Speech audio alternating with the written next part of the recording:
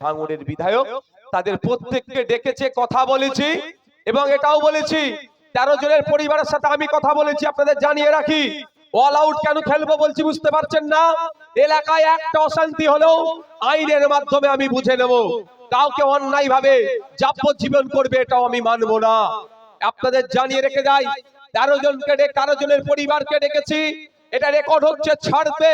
আমি এটুকুই বলতে চাই, আমার বক্তব্য শুনে বৃহত্তর হিন্দু সমাজের মানুষেরা বলবে হয়তো হরগোবিন্দ দাস, চন্দন দাসের খুনিদেরকে নওশাদ সিদ্দিকী বাঁচাচ্ছে। একদম নয়। হরগোবিন্দ দাস, চন্দন দাসের যারা প্রকৃত খুনি তাদেরকে শাস্তি দেওয়া হোক, যাবজ্জীবন নয়, তাদেরকে 6 মাসের মধ্যে ফাঁসিতে চড়াক, এই দাবিটা নওশাদ সিদ্দিকী করছে। কিন্তু হরগোবিন্দ দাস, চন্দন দাসের প্রকৃত খুনিদেরকে খুঁজে বার করতে হবে। গরিব, সহজ সরল সাদাসিধে মুসলমানদেরকে ধরে বোকা বানিয়ে তাদেরকে যাবজ্জীবন কারাদণ্ডের ব্যবস্থা এই রাজ্য সরকার করবে। নওশাদ সিদ্দিকী চুপ করে বসে থাকতে পারবে না। ওদেরকে আমি আইনি লড়াই করব ওদের হয়ে।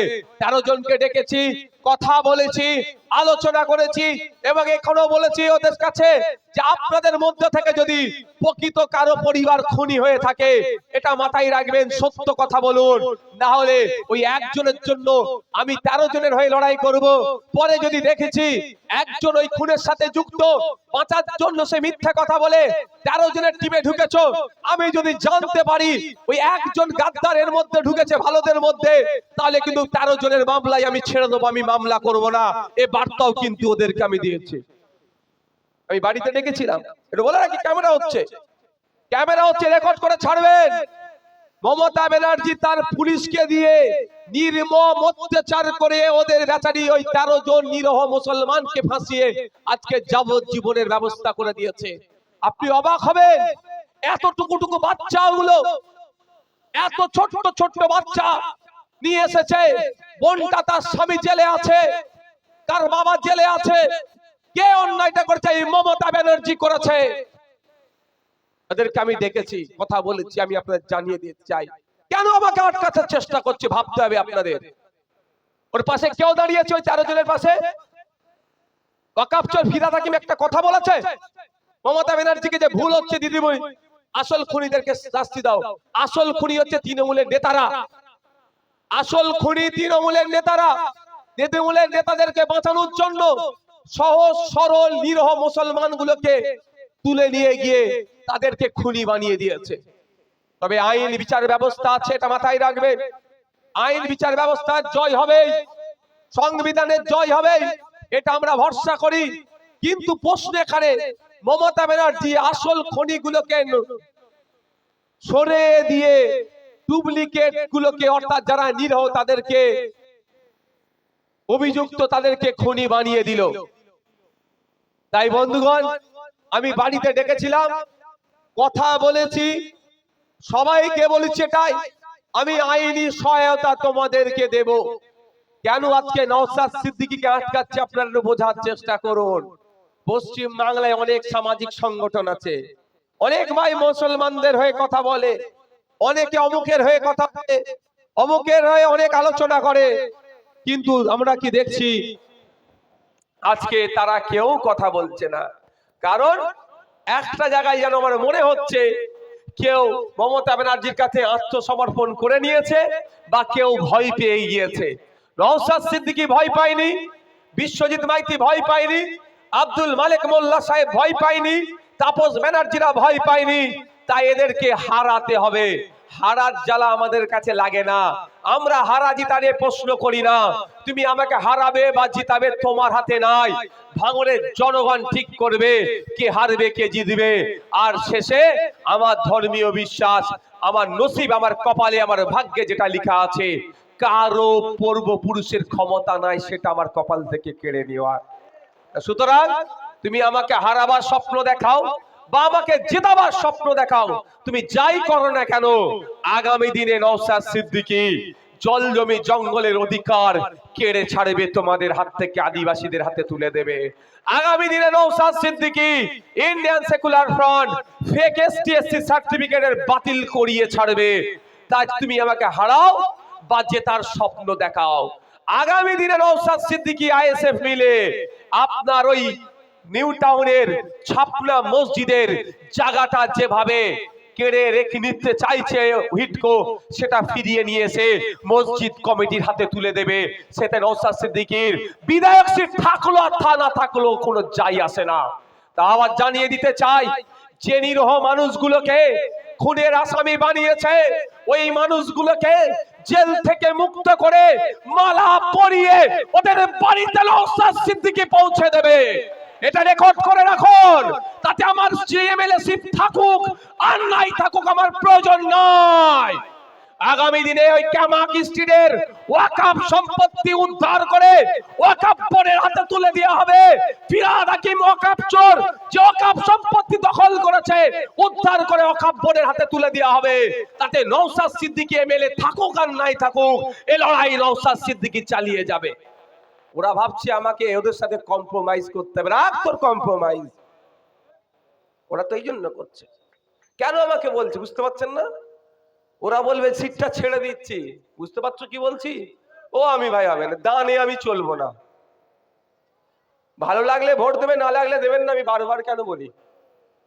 কিন্তু আমার লড়াইটা কোথায় বুঝতে হবে, আইএসএফ এর লড়াইটা কোথায় বুঝতে।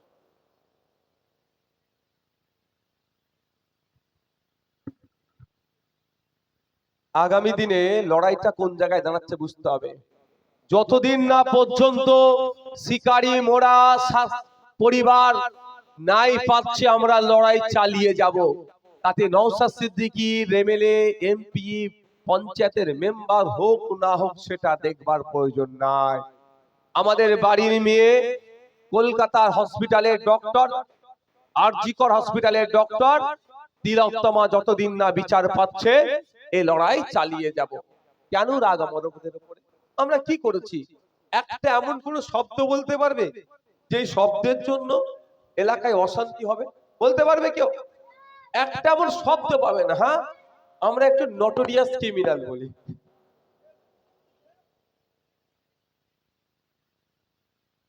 এইটাতে অনেকের রাগ হয়ে যায়। আরে আমার গল্প, আমি আমার কথা বলেছি নাকি? নটোরিয়াস ক্রিমিনাল কি আমি আমার নাম আমি নিজে থেকে বলেছি? কে বলেছে? National human rights commission, Kolkata high court কে বলেছে এই যেগুলো আছে এই বলে উল্লেখ করে দিয়েছে, এরা হচ্ছে নটোরিয়াস ক্রিমিনাল, কুখ্যাত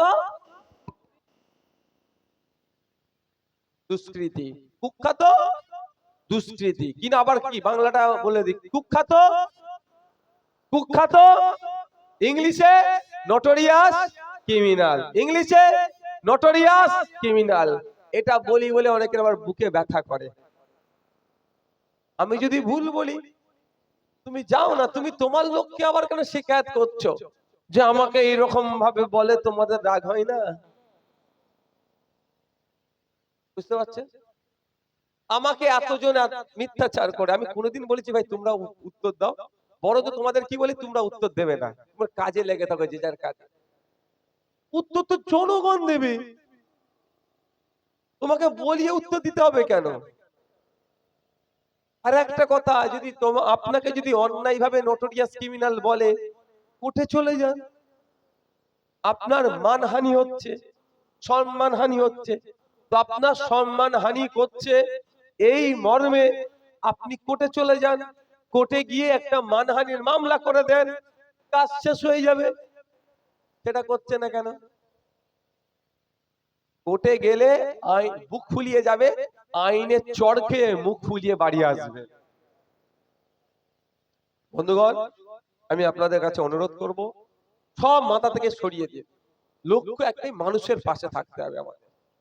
মানুষ আজকে বিভ্রান্ত, মানুষ আজকে চিন্তিত, মানুষকে আজকে আমাকে পরিষেবা দিতে হবে, এই লক্ষ্য আমাদের মাথায় আনতে হবে। এটা মাথায় থাকবে তো? সব মাথা থেকে সরিয়ে দিন। কে জিতবে কে হারবে দেখার দরকার নেই আমার। একটা মানুষ অসুস্থ, রক্তের প্রয়োজন হয়েছে, ও আমাকে ভোট দেবে কি দেবে না আপনি অঙ্ক কষতে যাবেন না। ও তৃণমূলের অ্যাক্টিভ কর্মী, আপনি অঙ্ক কষবেন না। ওরা গত নির্বাচনে আমাদের বুথ দখল করে আমাদেরকে ভোট দিতে দেয়নি, এই অঙ্ক আপনি কষতে যাবেন না। ওর রক্তের প্রয়োজন হয়েছে, অ্যারেঞ্জমেন্ট করে দিন, না হলে আপনি নিজে গিয়ে বেডে ওর রক্তের ব্যবস্থা করে দেন। এটা আপনাকে দায়িত্ব নিতে হবে। স্কুলে বাচ্চাগুলো যাচ্ছে, টিচার নাই, স্কুলে কিভাবে টিচার আসবে তার জন্য ঐক্যবদ্ধ হন। স্কুলে ডাস্টার নাই, চক নাই, টেবিল নাই, চেয়ার নাই, এগুলো কিভাবে আসবে তার জন্য প্রস্তুতি নিতে হবে আপনাকে আমাকে। এটা আপনি যদি এই প্রস্তুতি না নিই, সমাজ ধ্বংস হয়ে যাবে। আপনার বাড়ির পাশে একজন অসুস্থ ব্যক্তি, চিকিৎসা পরিষেবা কিভাবে পাবে, সরকারি চিকিৎসা পরিষেবা কিভাবে পাবে, তার ব্যবস্থা আপনাকে করে দিতে হবে। আপনি একবারের জন্য ভাববেন না ও বেটা পঞ্চায়েত নির্বাচনে আমাদের প্রার্থীকে দাঁড়াতে দেয়নি, এখন বেটা অসুস্থ পড়েছে, এবার জব্দ হোক। রাগ সবারই হয়, হিউম্যান বিং আমরা, মানুষ আমরা, আমাদের রাগ আছে, আবেগ আছে, রাগ আছে। কিন্তু আমি অনুরোধ করব, রাগ আর আবেগকে কন্ট্রোল করতে হবে, কিচ্ছু করার নেই। ও ভুল করেছে, আপনার বুথ দখল করে নিয়েছিল, প্রার্থী দিতে দেয়নি, কিন্তু সে অসুস্থ, আপনিও কি তার মতো ভুল করবেন? ও ভুল উত্তম হলে কি আপনি অদম হবে? অদম হলে কি আপনি উত্তম হবেন না? আপনাকে তো উত্তম হতে হবে। ও অদম বলে ভুল কাজ করেছে, আপনি তার জবাবটা কাজের মাধ্যমে দেবেন। আপনার কি হবে? পরিষেবার মাধ্যমে জবাব দিতে হবে। তাই বন্ধুগণ, আপনি আমাকে কটা বাজে, কতজন রক্ত দিল দেখো, আর কতক্ষণ হবে দেখো।